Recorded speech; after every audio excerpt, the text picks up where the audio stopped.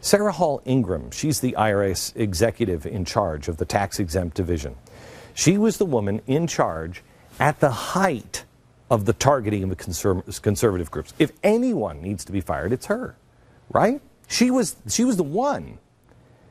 She's actually been promoted to the head of a brand new IRS division, the one in charge of all of your medical records and Obamacare. By the way, 10 million people have had their medical records already stolen without a warrant by the IRS.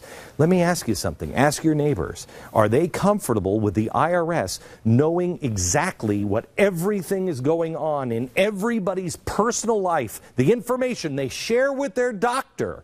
Are you sure? Are you comfortable that I don't care what party you're in, Republican, Democrat, independent, conservative, liberal, are you comfortable with the IRS having complete access to your medical records? Please let the answer be no. They were so pleased with her performance between 2009 and 2012 during the scandal that this administration felt her $175,000 annual salary just wasn't enough. In fact, in 2009, she received a $7,000 bonus.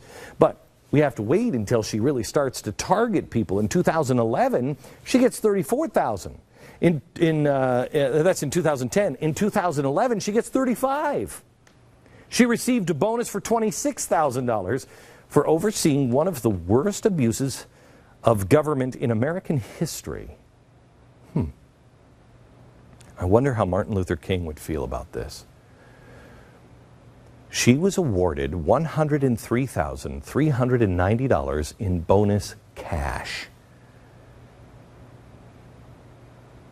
She wasn't fired.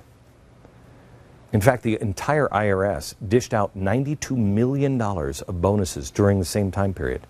That's $5,500 for the average bonus per IRS employee. Let me state it this way. It's enough money to pay for 1,400 sequestered teachers and firefighters and police officers. I know what it means to serve the country. Not personally. I have not been asked to sacrifice, but I know several people who have.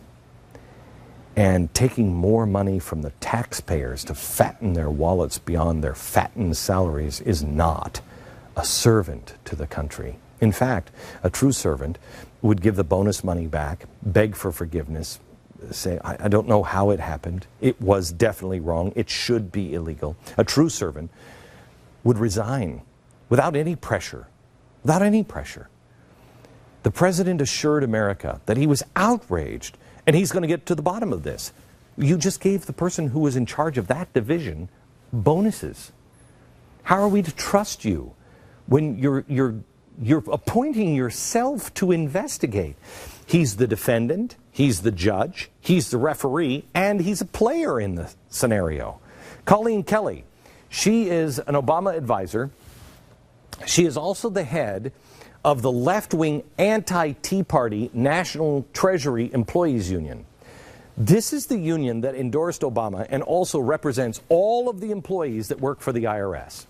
Now, according to the White House visitors log, Kelly went into the White House on March 31st, 2010. There are some now that are claiming that this is the smoking gun. That's what that story is, the lead story now on The Blaze. But is it? Well, let me give you the first part of the story. The very next day after she visited the White House, the IRS formally suggested the need to look more closely at Tea Party cases. Here's what happened the next day after she was at the White House. The new acting manager technical unit suggested a need for sensitive case report on Tea Party cases. The determinations unit program agreed. I'm sorry. Was this something that only happened in Cincinnati? Because remember that, again, was what they told us just a week ago. About 94% of the union's contributions went to Democrats in the House and the Senate in 2012. Candidates who campaigned as vociferous opponents of the Tea Party. Is that a coincidence? I don't know if we're going to find out because the damage control has already begun. They just released a statement denying that Kelly even met with the president or the first lady. Quote, President Kelly did not have any direct contact, keyword there, direct, with the president or the first lady. Okay, what were you doing there? Now, there's somebody else that we should probably look into, and that's George Soros. He funds hundreds and hundreds of progressive groups, but none of them received extra scrutiny from the IRS. Isn't that strange? Now, perhaps that's because the IRS was following his advice.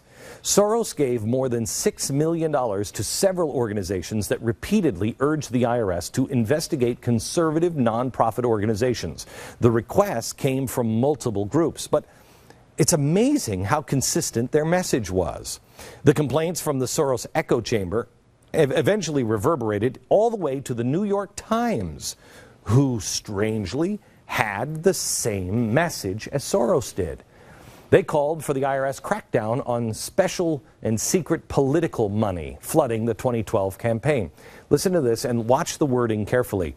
When will the Internal Revenue Service crack down on the secret political money already flooding the 2012 campaign from partisan operatives ludicrously claiming to be social welfare activists? Have you ever heard anyone in the Tea Party ever call themselves a social welfare activist? Because I haven't. That language is very, very specific. It stuck out to me because yesterday Max Baucus called for a Senate hearing on the IRS scandal. Max is going to get to the bottom of this. This is a Democrat, and everybody says, oh, see, look, the Democrat. But this is really interesting and kind of ironic because in 2010, he wrote a letter to the then IRS Commissioner, Doug Shulman, calling for an investigation into tax-exempt groups. In fact, let me quote this here. The central question examined by the committee has been whether certain charitable or social welfare organizations qualify for the tax-exempt status provided under the Internal Revenue Code. Social welfare organizations, Max. Again, I have not heard anybody use that specific language in the Tea Party. Social welfare organizations. But I trust Max now. He was calling for them then. I'm sure he's going to get to the bottom of it now, using the same language as the Soros groups.